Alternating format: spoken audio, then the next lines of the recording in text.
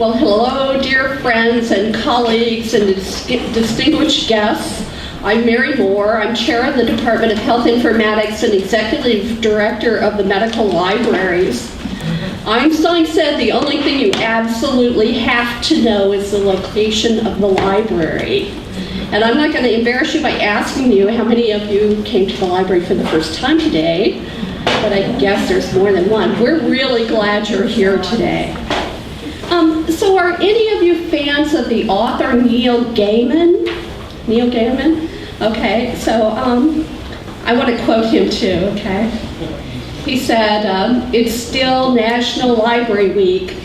You should be especially nice to a librarian today or tomorrow. Sometime this week anyway. Probably the librarians would like tea or chocolates or a reliable source of funding.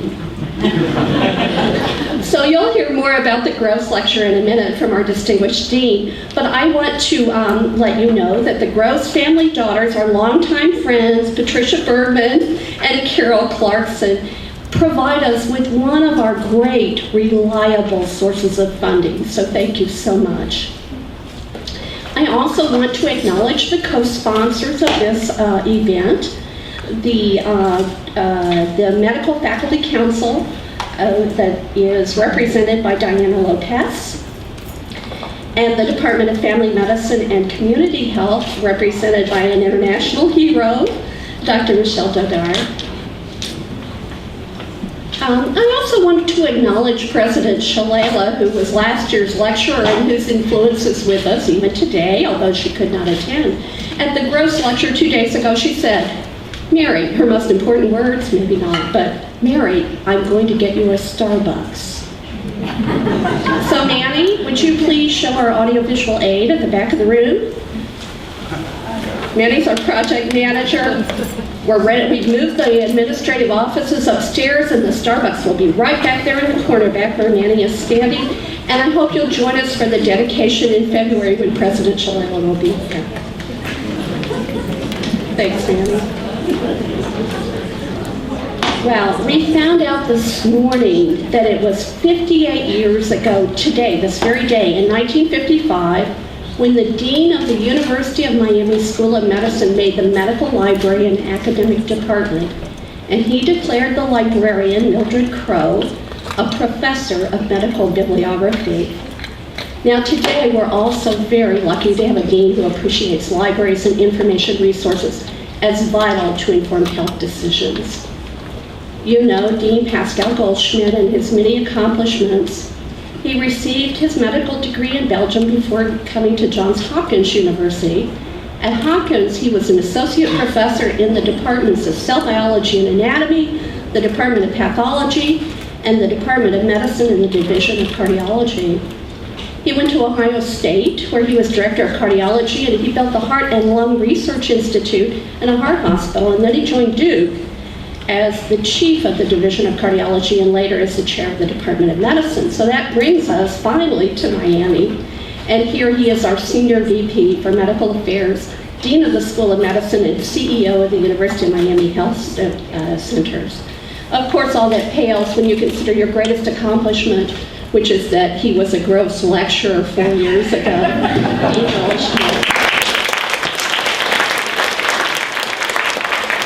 Thank you, Mary, and for this gracious introduction. And actually, it's the most accurate I've heard so far. So you have to go to a librarian if you want an accurate description. So listen, it's great to be here. You know that you have arrived when in 3 months you open 2 Starbucks into your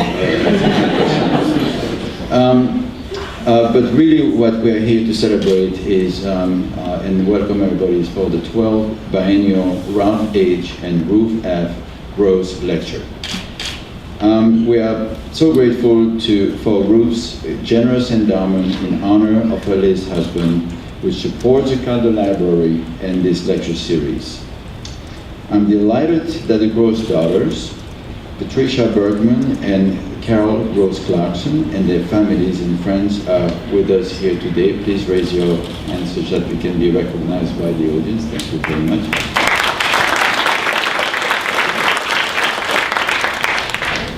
For those of you who don't know, the Rose family came to Miami after World War II and purchased a poultry farm on what is now, if I understand correctly, Broad Boulevard in Fort Lauderdale. Right? So, unfortunately, out of 100 chicks that were to hatch, 92 died. Bad news when you start a business. However, Mr. Gross spent countless hours in our medical library, learning all he could to determine not why the chicken died, but rather why the ones that lived had actually survived. Smart. You know, we all know of experiments that don't work, and the best lesson we ever took. The information he obtained here was key to his development of a feed that helped build immunity for infectious diseases in warm-blooded animals. The rest is history. Through this lecture series, Ralph's thirst for knowledge continues to inspire us all. Now, it is my great honor to introduce our distinguished lecturer, Dr. Bernd Wolfschlager. Dr. Wolfschlager completed his family medicine residency at the University of Miami-Jackson Memorial Hospital and received additional training in addiction medicine, I believe. Now a practicing physician at Ventura, he is a clinical assistant professor of family medicine at the University of Miami and vice president of the Dade County Medical Association and the Florida Society of Addiction Medicine. In 2012, Dr. Wolfschlager was honored as the Family Doctor of the Year by the Florida Academy of Family Physicians. He is the son of a decorated German tank commander. After learning more about World War II, he eventually converted to Judaism. He then immigrated to Israel and served in the Israel Defense Forces as a medical officer, and told me that he lived principally in Tel Aviv. There is perhaps no better person to discuss today this topic, the anatomy of hate, a physician's perspective. Ladies and gentlemen, on behalf of the University of Miami and the Miller School of Medicine and our wonderful Caddo Library, and with tremendous gratitude to the Gross family for their generosity, please help me welcome Dr. Wolfschlager.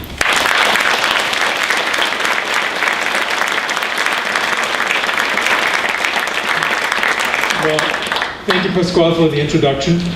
And we met in the very beginning when you came here to Miami. We didn't hit it off very well. And I think we hit it up better again. Really grateful for you being here and for all your accomplishments. And thank you for introducing me and with your kind words. Now, thank you very much to the Gross family. I'm really grateful that we met in Palo Alto, and that you heard my lecture, and you told me, whispered in somebody's ears that was your motivation to invite me, because I'm really grateful that you did that. And thank you for your ongoing gifts and for the endowment. This is helpful for this library. I remember sitting upstairs in the library, long hours writing articles and sweating blood and tears, and didn't know that I ever would stand here and giving a lecture. That was definitely the last thing in my mind. Being invited and standing literally on the shoulder of giants that formed this great university, I'm kind of embarrassed to ask myself, why am I here? And what can I tell people?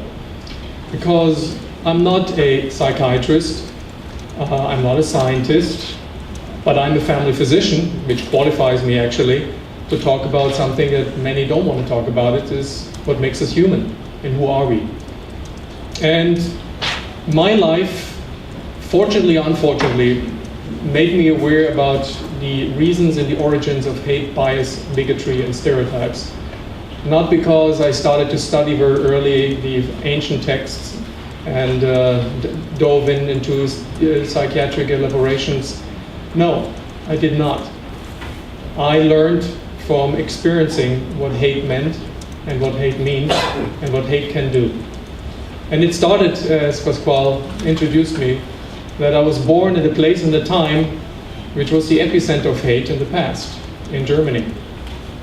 Born in a time in 1958 in a beautiful town in Germany, 13 years after the end of the Second World War, where the effect of the war were still evident.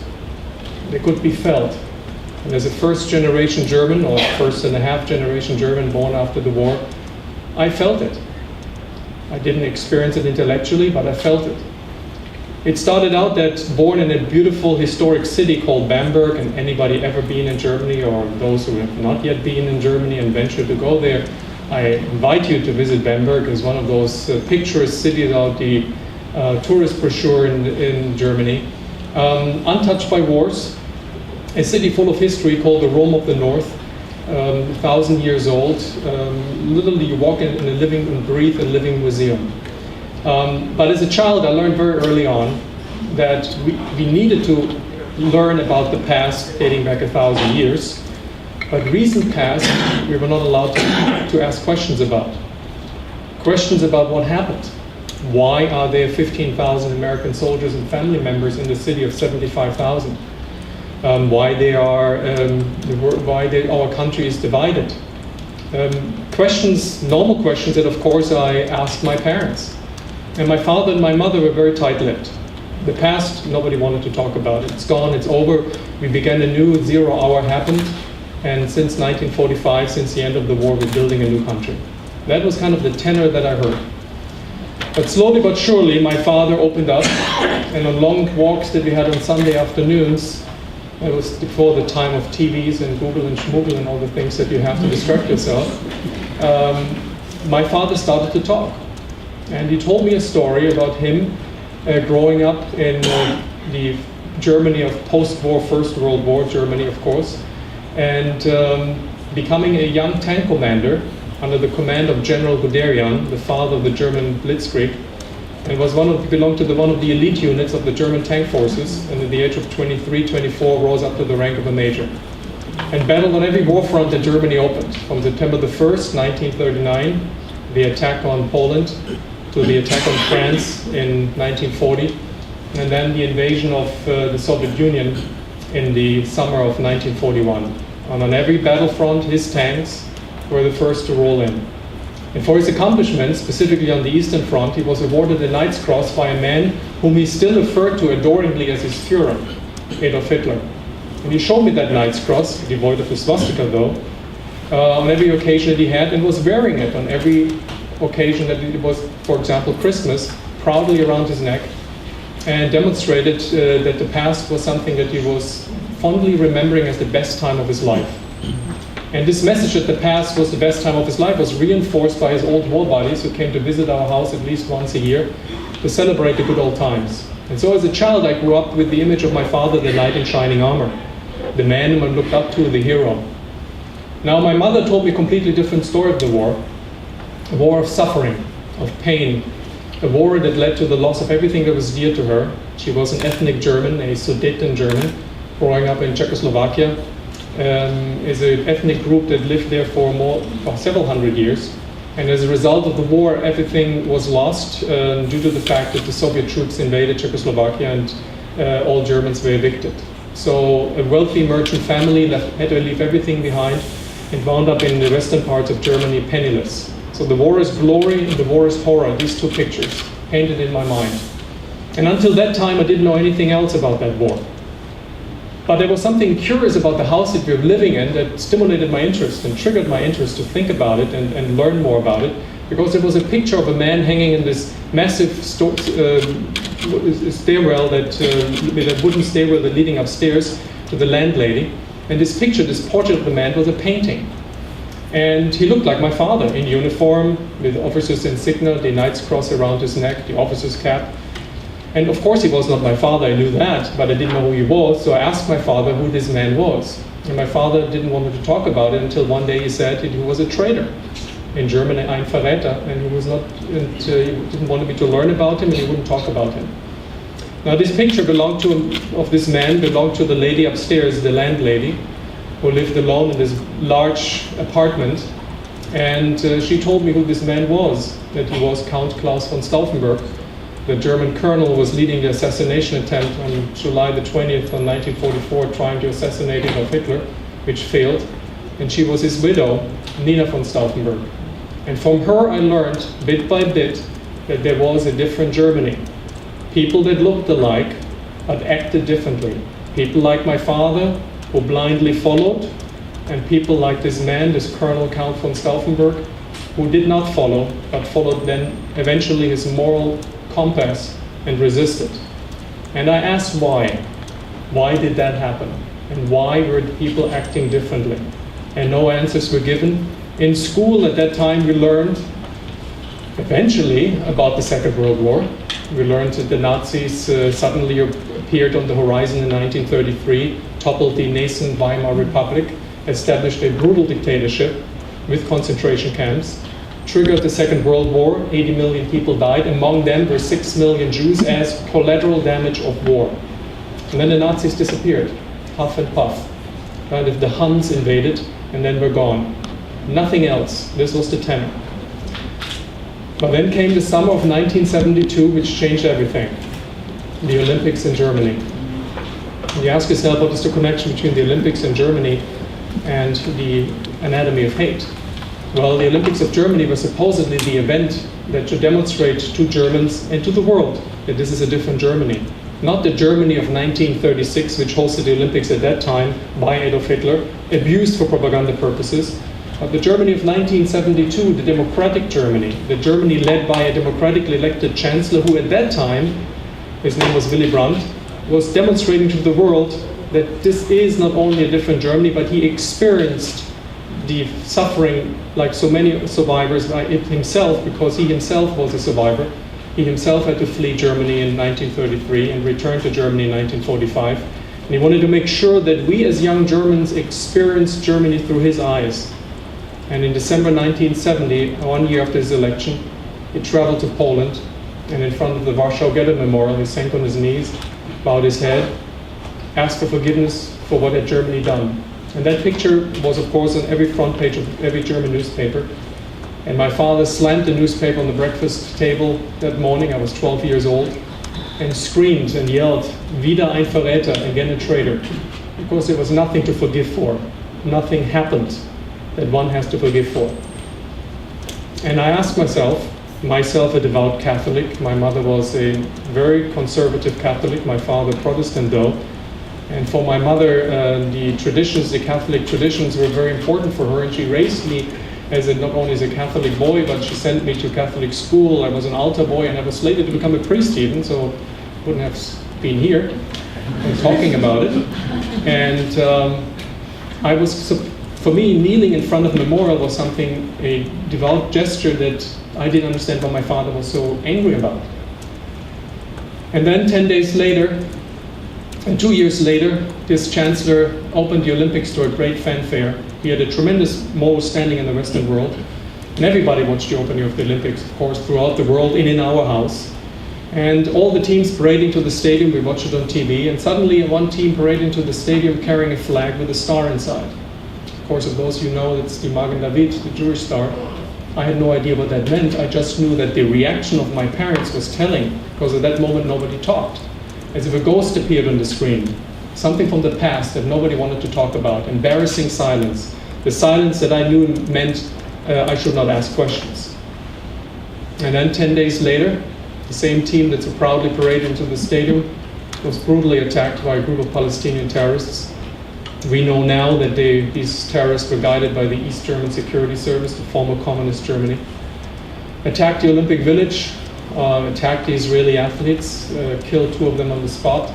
The remainder were taken hostage. They had a well-organized team, a plan that was clearly outlined, that they wanted to be flown out immediately the same night to a military airport, through a military airport in Germany to an airport in an Arab country of their choice, and that Israel should release several hundred Arab terrorists from Israeli prisons in exchange for the hostages. Well, the German government, deeply embarrassed, dispatched highest-ranking government officials to the Olympic Village. Actually, the Minister of Interior Affairs negotiated face-to-face with the terrorists, offering himself as a hostage in exchange with the Israelis. They refused, and a deal was struck to fly them out by helicopter to Fürstenfeldbruck, the military airport outside Munich. The helicopter took off, all in front of the live TV. We watched it at home, I watched it, and landed behind the gates of Fürstenfeldbruck, and all hell broke loose. The German police opened fire. 2-hour firefight ensued, and suddenly silence. And then the news that the terrorists killed all the hostages on the spot, threw a hand grenade in one helicopter which exploded and all the Israelis perished. The other helicopter they sprayed with machine gun fire. And the next day in the newspaper, the picture of these 2 helicopters on the tarmac, one burned out with the charred remains of the Israeli hostages, and the others with the Israelis slumped over the seats. And a big headline, Jews killed in Germany again. And I asked myself, what does it mean? 14 years old. Whom do I ask? My parents, my father. And I knew that my father would quiz me every morning about current affairs. He was a very intellectual and learned man. So I asked him, so what does it mean, Father? And he looked at me and it means nothing. It's over with them, we're done with them in our house, we don't talk about them. Them, the Jews. But I knew that this was not the answer that he should have provided me, because he was concealing something. Something is wrong. And in school, we talked about that, what was wrong. That what we should know as young Germans, that the murder of Jews on German soil has not only a political meaning, but it has a historic meaning. And we need to be aware about what happened. And everything was laid out. That what we didn't know until then. The mass murder of the Jews, not as collateral damage of the war, but as planned government policy by a democratically elected government in the name of Germany. 6 million perished. And for me, as a young man, I didn't know how to handle that. I asked myself, at the age of 14, what does it mean for me? How shall I respond? And not only that, I asked myself, most importantly, what did my father do, the war hero, battled on every war front that Germany opened? Did he know something about it, or did he do something like that? And so I asked him. I remember I came home that night, and I asked my father and said, Father, what did you know about the Holocaust? And he looked at me and said, Bernd, your teachers are communists, it's all a lie, it never happened.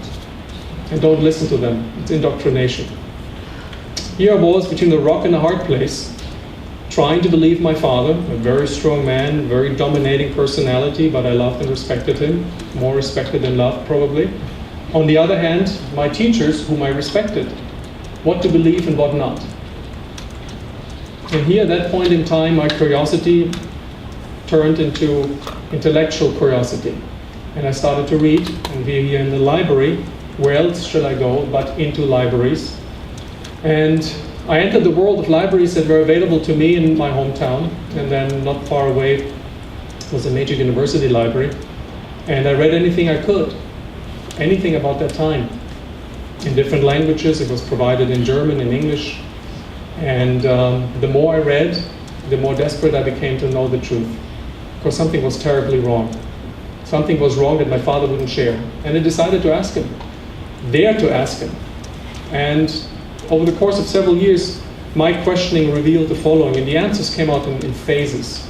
My father initially denied that things like that happened, and that him, as a representative of the Wehrmacht, they didn't do anything wrong.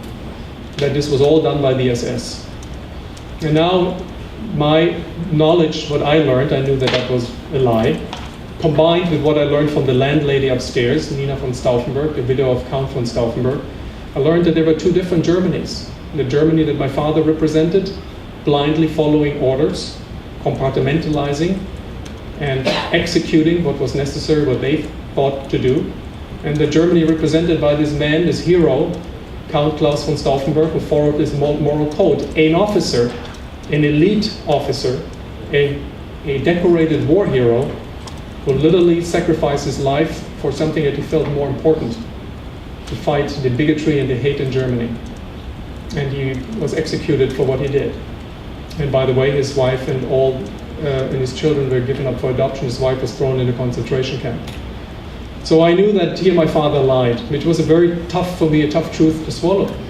Then came the second phase of answers, which were gathered around the notion that the war was a war between armies, and then all the other civilians were combatants. So automatically a combatant was, nowadays you would call them terrorists, partisans, were not falling under Geneva Convention, therefore could kill them.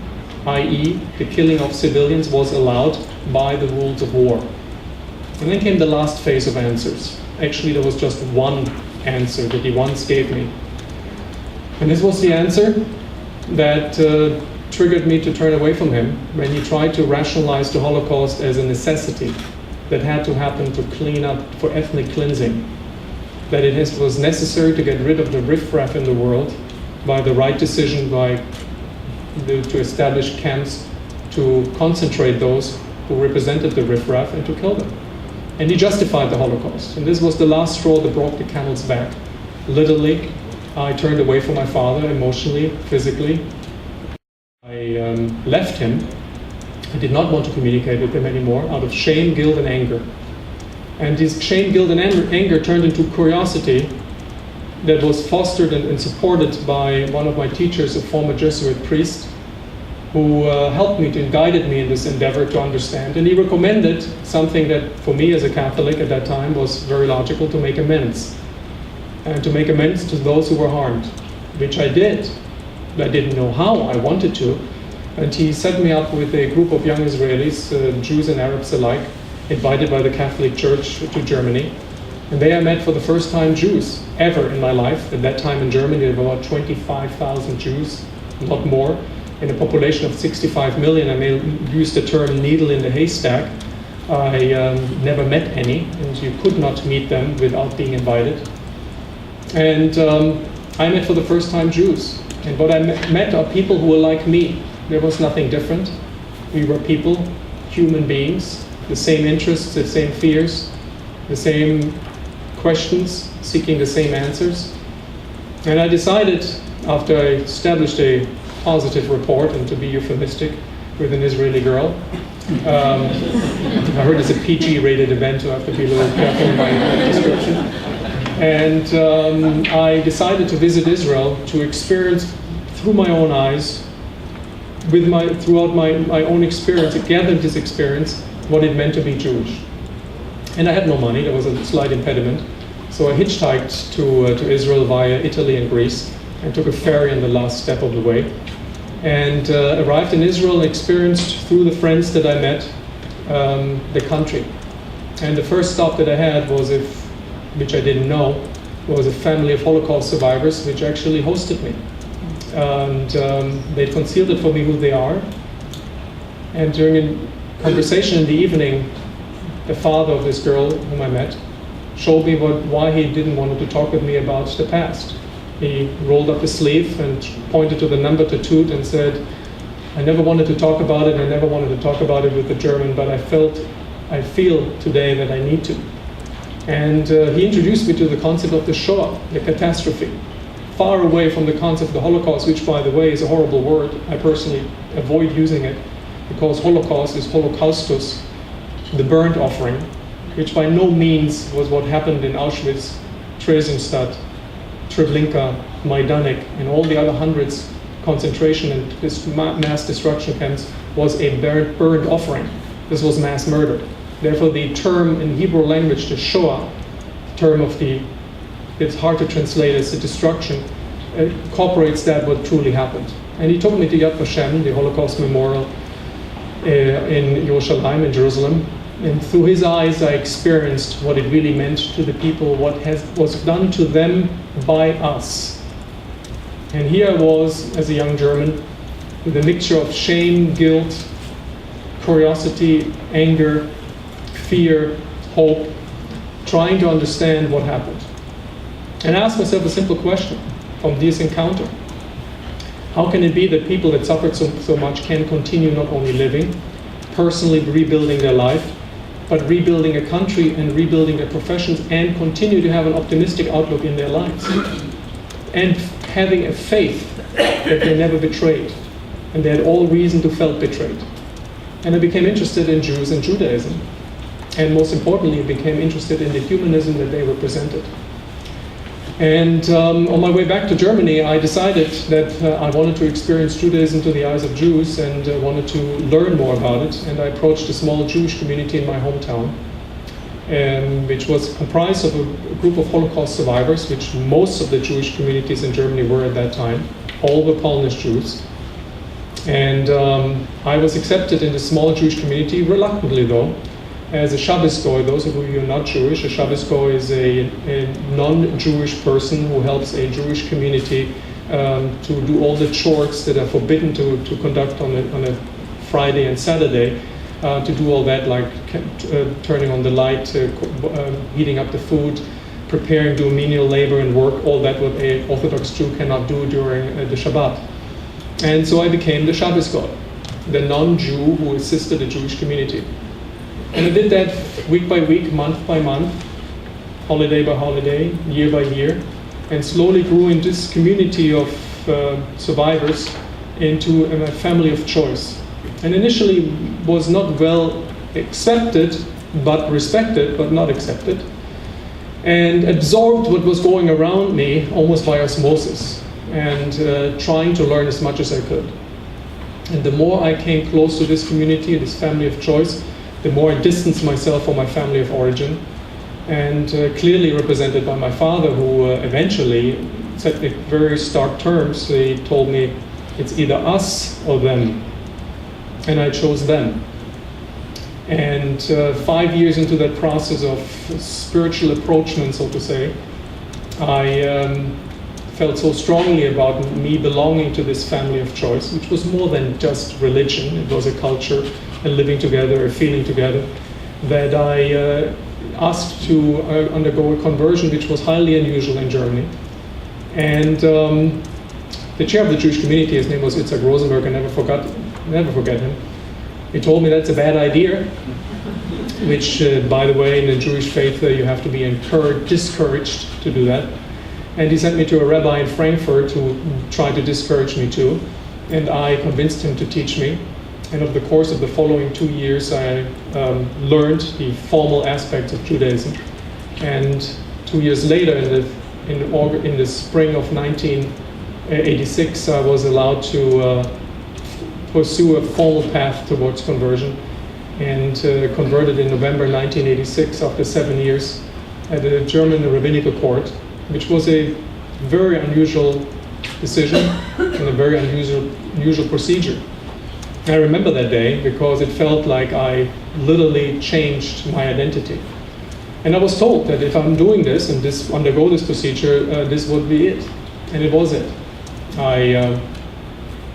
Immediately afterwards, after I received my conversion certificate, I applied for immigration called Aliyah to the Israeli embassy and the Jewish agency in Germany.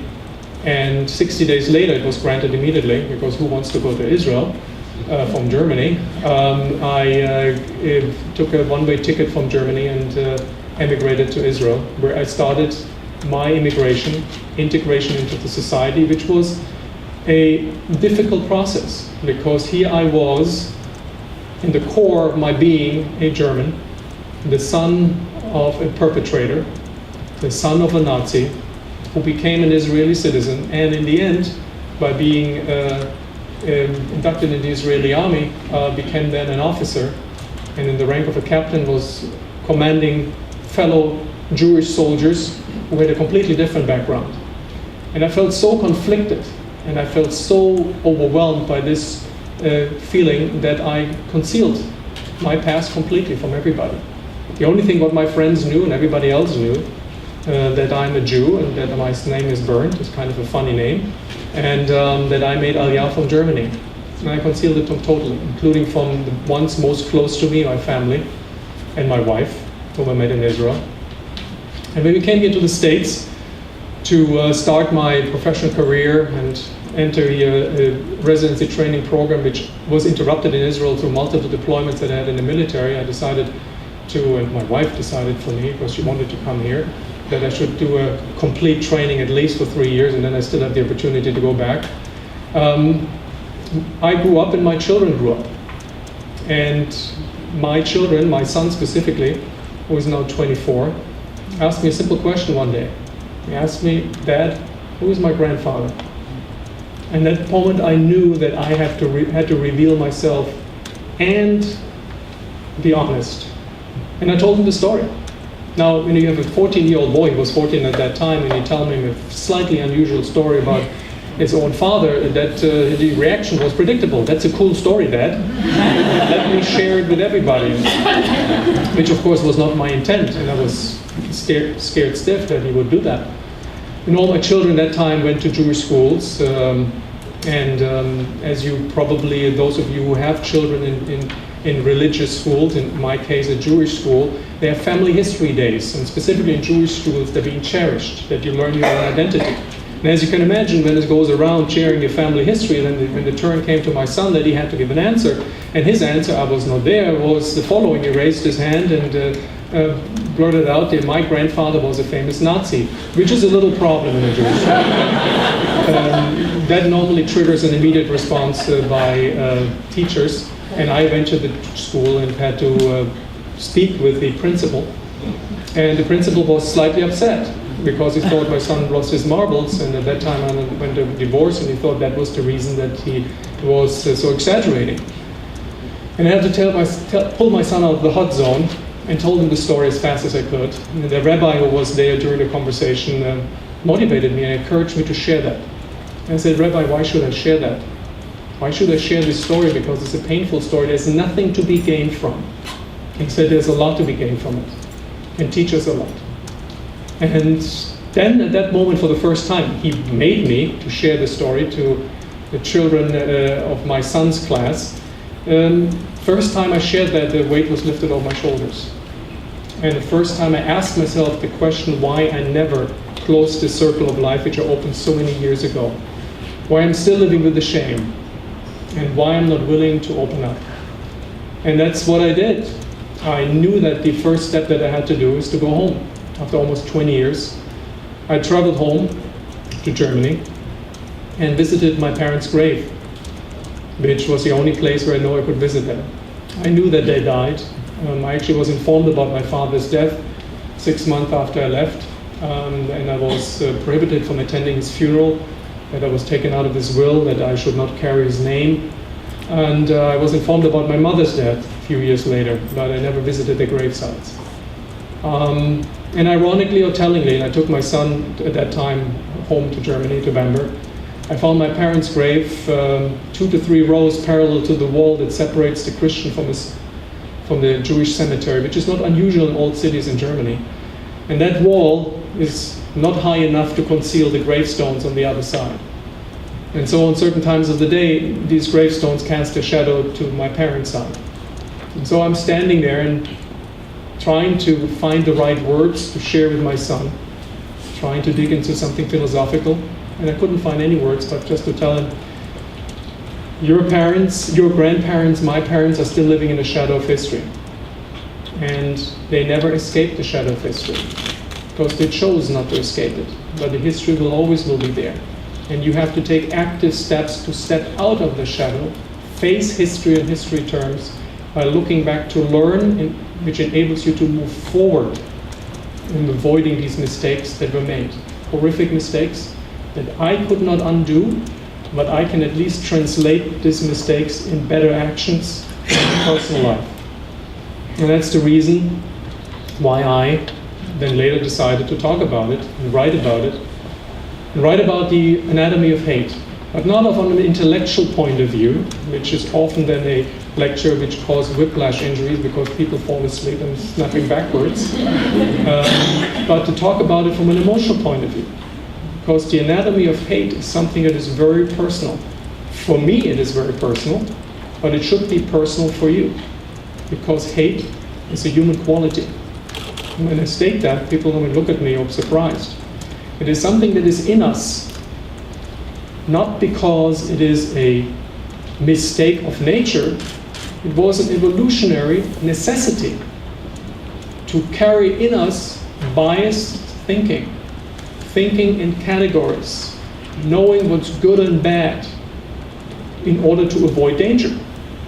Now imagine, well, I can't imagine because, and you maybe not, how our ancestors roamed the Serengeti in Africa, where we're all coming from. They had made very quick decisions to categorize good and bad. Very quick decisions to make what we can prejudge as good, as danger, and what not. almost subconsciously, in the millions of years human evolution, subconsciously this framing, labeling, prejudging was ingrained and learned and gave us evolutionary advantage to survive. So something very positive.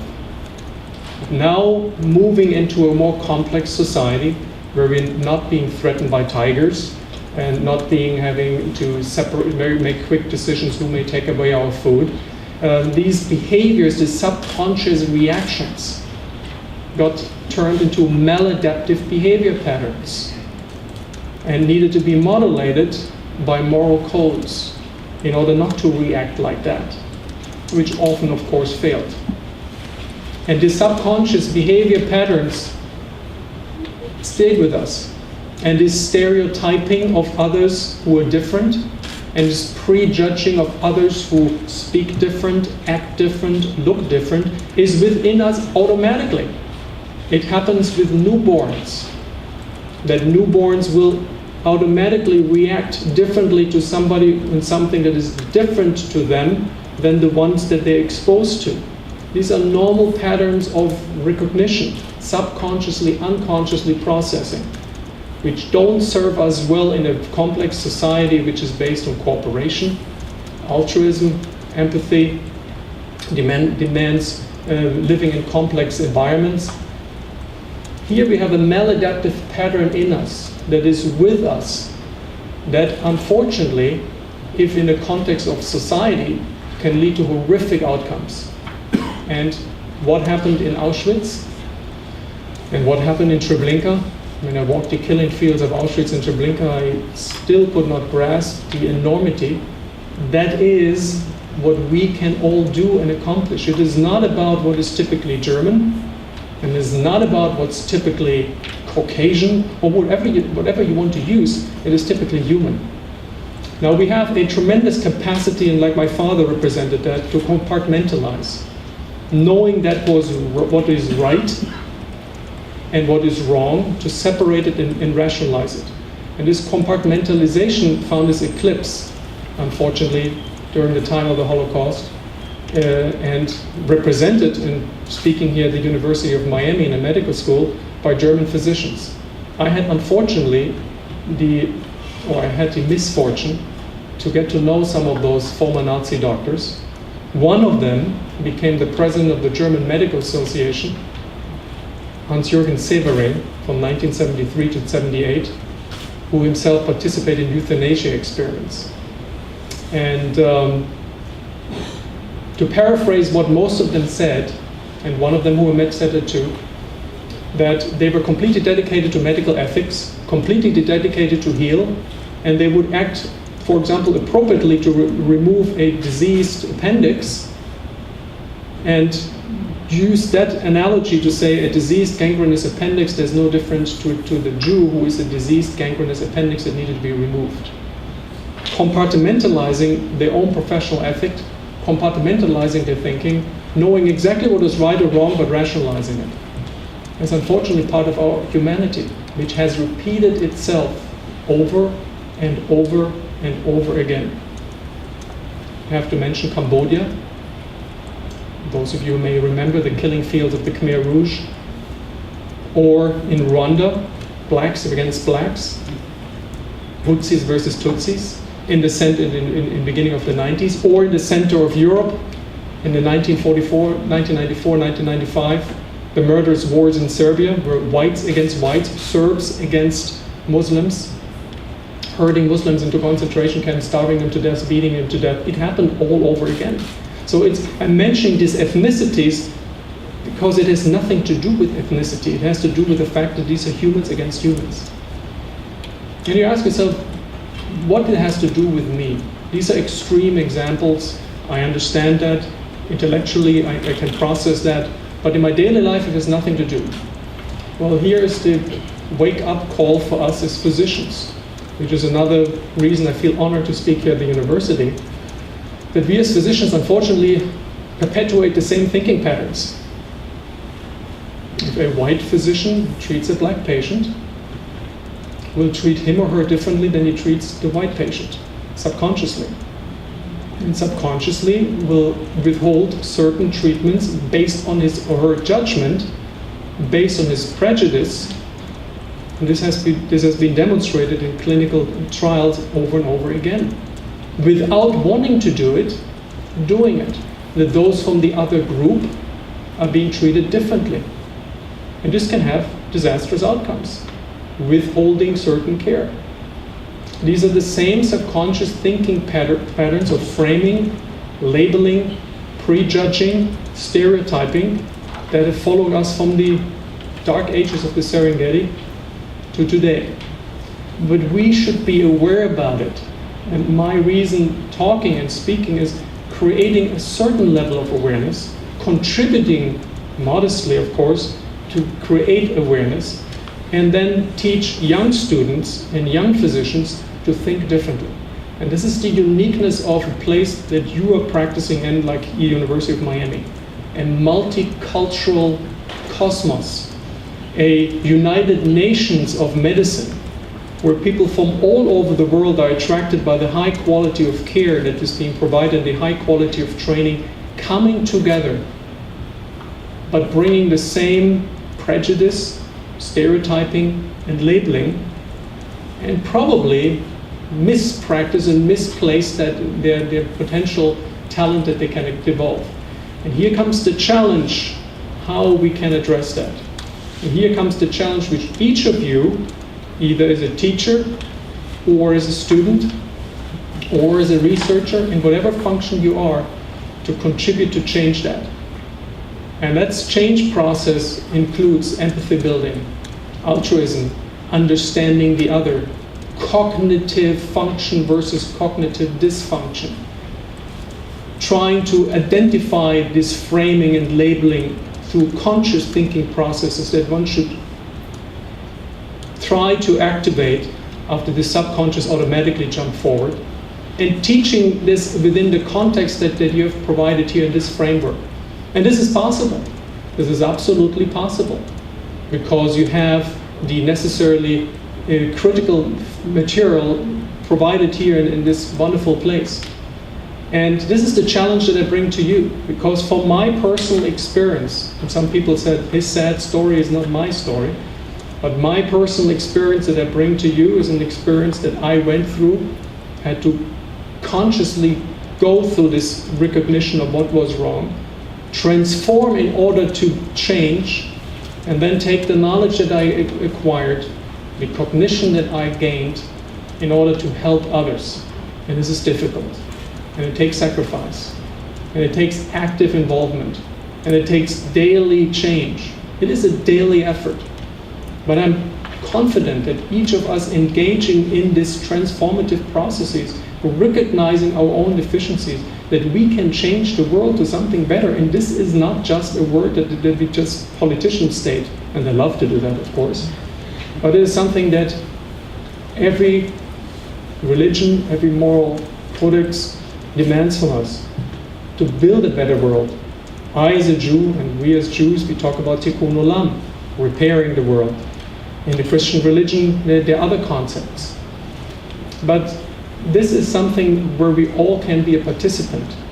Because in my opinion, in my humble opinion, against all odds, change is possible. Today, here, tomorrow.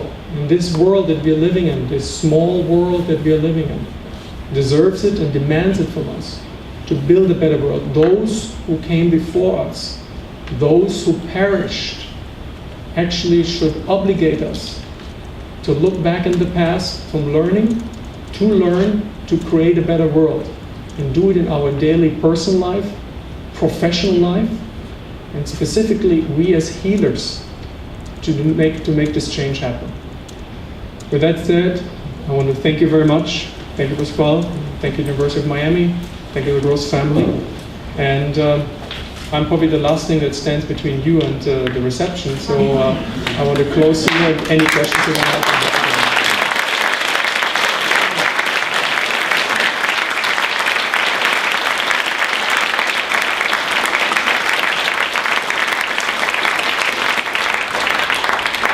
I was asked if I accept questions, and I always do accept questions. I will in the absence of a microphone, I will let you express your question and I will paraphrase it so that everybody can hear it. Have you other friends who have made this kind of transition from the boyhood? If I have any friends, well, I met people that met these transitions, and I tell you 2 stories, quick stories. I met a Muslim in Hebron. I served briefly in the epicenter of hatred in Hebron, which is both sides charged with what's happening here. I'm an equal opportunity employer. But I was one of the units, as a physician, I was deployed there. And I was introduced to a local Palestinian who is a rabbi, who converted to Judaism because he wanted to overcome hate. Very unique, and definitely somebody who was pushed away from his own family background. Then I met, for my friends, nobody that made a transition that I made. I met 2 Germans who made a similar transition out of different motivations. One motivation, marriage. The other motivation was personal, religiously personal. But there are very few, and those that you meet are far and few in between.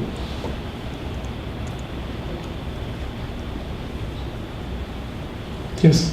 In your medical practice, have you dealt with patients that have hatred issues that you've been able to help them with? That's a great question. If in my own medical practice encountered hatred and how did I deal with it? I have the great privilege to work as a family physician. And as a family physician, you pretty much never know who walks through your door in the morning and what will happen during the day. And I had a few encounters which were hard. I had, for example, a patient who I later found out was a multi-billionaire from Germany, and all 85 years old, white hair, which formerly was blonde, probably knowing where I'm getting there, steel blue eyes, who was a former SS man, who was confused because my name is German, I speak German, I have a German accent, but he sees this Jewish paraphernalia in the office that throws you a little bit off. He asked me what my religion is, and I said, I'm Jewish. He said, would you treat somebody like me? I said, why shouldn't I treat you? I don't see a problem not to treat you. And we became acquainted, not friends. And he told me some of this fear, and I noticed that there's deep inside of me anger and fear and an angst that he never overcame. He actually committed suicide last year in Germany. And because he felt rejected from mainstream society, which he wanted to donate as a very wealthy man. He wanted to name a school in Germany, and the school rejected him, finding out about his past. Another encounter I had with a Jewish family, a very devout Jewish family that I've known for years, who got very angry, let's put it like that, when a student of mine, a PA student, physician assistant student, who wears a hijab and a head dress, wanted to take the blood pressure, and they rejected her and said, a dirty Muslim will not take my blood pressure. And I made it very clear to them that this is a no-hate zone, and if they feel like that, that is not a place for them to be. And defended my student, and I encourage my students to express their faith in every shape or form, if it's externally, if it's with a head cap or kippah or is it the hijab, whatever. This just expresses your own individuality. So I do not shy back to express myself, and even if it's painful. And I encourage others to do the same thing, respectfully expressing their religion and expressing their tolerance to others. How did you become attracted to studying addiction in your practice, and do you use your spirituality to treat addiction? How did I become attracted to addiction, and how do I use my spirituality in addiction? Well, my tendency to addiction are 2 reasons. Number 1, my father was a raging alcoholic, and having inherited these genes, I'm not blaming him, I became an alcoholic myself. and had to started recovery, which was a long process, which I'm happily to say is ongoing. And so my interest in addiction came from a personal and then in professional nature, the interest in this fascinating field of neurology, psychiatry, neuropharmacology, and became board in addiction medicine, which is not very usual, and still be a very small crowd of people who are working in that field, but hopefully it's growing. So that is where my motivation came from. Yes, sir. My name is David Weeder. I'm local. Miami lawyer. Sorry. My son wants to become a lawyer. My best friends are lawyers. I have one question. Yes, please. When Hannah Arendt covered the Eichmann trial in Jerusalem, she wrote about the banality of evil. She did a defense of Eichmann as simply being a banal cog in the wheel. And she, during that time, suffered a great deal of criticism for that analysis. Later, she was wrong because it seemed that Eichmann was a rabid Nazi and he was doing what he did with vigor, as well as most Germans who were portrayed in the Daniel Jonah Goldhagen book, if it was living executioner. So my question is to you, how did that affect you when you discovered this? How did this affect your philosophy when you discovered this issue? And the other one is, the next question is, what was von Stauffenberg's widow like? Well, two questions. The banality of evil, Hannah Arendt. By the way, there's a movie now about Hannah Arendt, which I highly recommend watching. And she coined the term banality of evil based on the trials of Eichmann in Jerusalem. I'm very conflicted about that personally. I, on the one hand, understand her term banality of evil because he was a human being, not even a very impressive human being, in his own way even could feel sorry for himself sitting in the glass box. On the other hand, he was the incarnation of evil. I personally do not believe in evil. I personally do not believe in good and bad. I believe in the propensity of having choices to act either according to what we call evil or call good. These are choices that you can make. Don't want to delve too much into the spirituality and the Kabbalism of where I'm coming from, but I understand why she coined this term. You mentioned this Goldhagen book about Hitler's willing executioners. Actually, in the early 90s, there was an exhibit in Germany about the role of the Wehrmacht in the Second World War and the murder of Jews, demonstrating that normal people did horrible things and justified that. And I met those among my father's friends, justifying that. So what does banality of evil mean? It can be either true and not true. I respected what Hannah Arendt said. Now, how was Nina von Stauffenberg like? Nina von Stauffenberg was a very impressive woman. She was, when she was released from a concentration camp in 1945, protected by a German physician who helped her to survive. She tried to find her children who were given up for adoption and were actually then slated to send to Sachsenhausen to be killed. And she found them. She returned to Bamberg to reclaim her family property, this house in which I grew up in. My parents rented an apartment from her, and it was refused. Actually, for years, she had to struggle with the German government, the post-war German government, because she was considered to be the family of a traitor who betrayed Germany. That was the attitude until 1955, until she obtained the property again. She then dedicated her life to building tolerance and relationships between Americans and Germans, and invited American officers to her apartment to meet with Germans, simple Germans, to build understanding, to demonstrate that we all people, and dedicated herself over the years to the reconciliation. I met her during these activities, and she died in 2006. A woman, it's hard to find somebody like that. Who, by the way, knew about the plot against Hitler, and her husband protected her enough then not to write down anything about it that may incriminate her. There was another couple of good films. One was Bonhoeffer, and That's the correct. other one was Hitler's Children. I don't know. Yes, there's another movie, full disclosure of interest, called The Ghosts of the Third Reich, in which I participated, demonstrating how children first and second generation come to terms. There was a question over there. Heidi, can I come to you? Have you been able, that's a personal question, but you've been so wonderful. More personal? You've been so wonderful opening up. So I wanted to ask you this. I know that when you left your dad, there was a lot of anger towards him. Have you been able to forgive him? And do you have any regrets for never seeing him again? Well, forgiveness is always in the eyes of the beholder. I forgave my father personally, and I was motivated by a rabbi to do that, and with whom I had long conversations about anger and hate. And I had a lot of anger and resentment.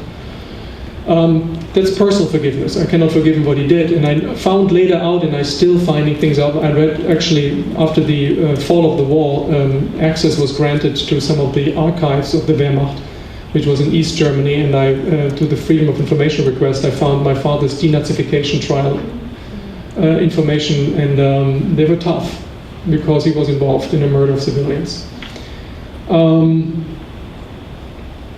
So my personally forgiveness I did. Did I ever regret? No. I made a conscious decision, which I today literally live it, breathe it,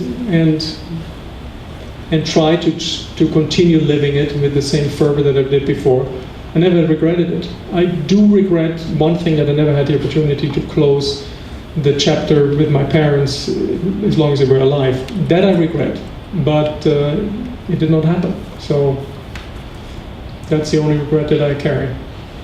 Yes, sir.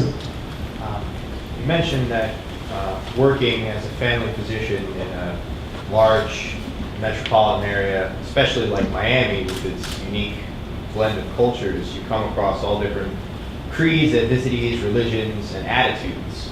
And you said that you never really know what to expect sometimes from that unique admixture. What I want to ask is, how do you deal with what you think is your inherent prejudice in these situations? Oh, that's an excellent question. Thank you for asking this question about my inherent prejudice. I every day have to struggle with my inherent prejudice. I'll be very honest with you. I give you examples. I, for example, have a hard time to relate to Haitian patients. And I've learned from my former residency director, Michel Doda, that there's a different culture, which I had a very hard time to understand. How to connect, how to create empathy, how to create some kind of social connection. Should I look into their eyes, not look in their eyes? And then from there evolving some even feelings of anger. Why don't they listen? Why don't they do that? And I have to literally consciously running these tapes in my mind over and over again in order not to develop a behavior that will deprive them of essential care or not giving the appointment in time. And I have to say mea culpa sometimes. It happens. That is something that I honestly admit because I'm human. I make myself aware of it because I know I'm imperfect and I cannot be perfect because this is wired in me for eons. But I have the capacity and the empathy, of course, to work with that. Now, the rationality given to us, and whoever you believe gave you the rationality, if you're religious or not religious, but the rationality should serve you. And it serves you to unravel the irrationality, all those dark sides of you, which we all have. Go to a divorce court and you see the dark sides. Come into my practice when you're dealing with addiction, you see the very dark sides. This is normal human behavior, and I deal with it every day in myself. But you're saying it's incumbent on you to deconstruct and disassemble that. Right? You know, that's a perfect term. I may use that. That's a perfect term. By all means. Yes, sir. Go back a little bit. Post World War I, when Hitler first came on, what part of his message was most compelling to the German people at the time? I watch Mr. Channel's speeches, but Bottom line. What can we learn from this? Yeah. We all get bottom line, that I will lead you to a better place. And I will show you how to do that. There's a very simplification of the complex issue of Hitler's rise to power. Now, that is, of course, something that it's easier to follow. There's actually a French sociologist, Gustave Le Bon, I hope I pronounced it correctly, it was called. French is not my first language, but who wrote a book in The Crowd in 1895, I'm sorry, in which he, in a paraphrase it, those who follow the crowd are far more, always being rewarded, and those who oppose the crowd are not. I'm paraphrasing it. But this crowd behavior, and this, for us, following the crowd and following a leader is something very human. It's something, this social mimicry, this emotional contagion of the group, that lead people, even, I met Jews who said, I was a little boy in Nuremberg, and when the SS and the marched by, I felt I wanted to join them too, because it was, what you use the term nowadays, cool. But I couldn't. So the social contagion, the emotional contagion of the crowd. Read the book, Gustave Le Bon, 1895. Maybe it's in the library, you never know. One last question. One of the most impressive aspects of Yad Vashem, certainly for me as a physician, is that actually there were physicians in Germany that refused to participate in the hours that they were asked to participate to. What was your impression of what motivated them? Where did they find the courage? That's an excellent question. That there were those who did not do that. Unfortunately, not many, but those who did not. What motivated them, I learned that from the family Stauffenberg, and from what she told me about her husband, is a strong moral codex, a strong inner compass, gained from the personal education, the religious education, their philosophy, where they said, this is what's right for me, and that is what's wrong for me, and I will not abandon this path. Brent, thank you very much. On behalf of the Medical School of Medicine and the University of Miami, you give a wonderful lecture.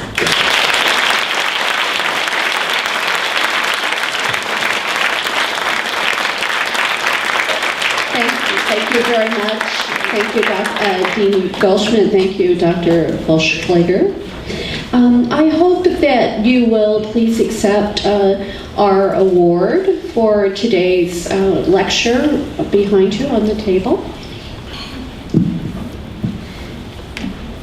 And this award is for the highest honor the library can bestow. And we certainly did enjoy your thought-provoking lecture, and hope that you will join us and that people will continue to ask us questions.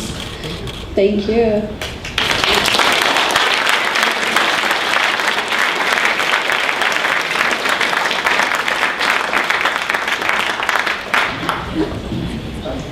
Well, so there's a memento for you too. And it's over on the counter over there.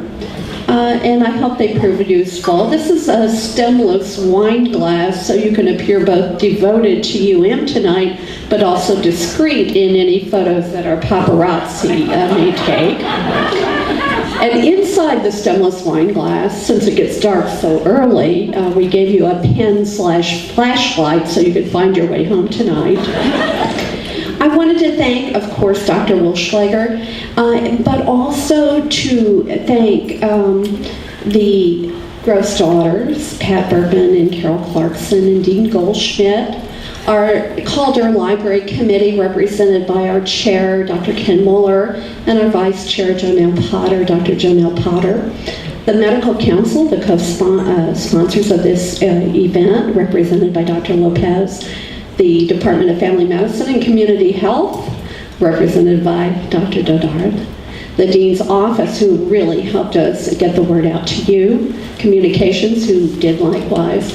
And our remarkable Calder Library team. I don't often use that word awesome, but they're awesome. and the many others who made the event a success.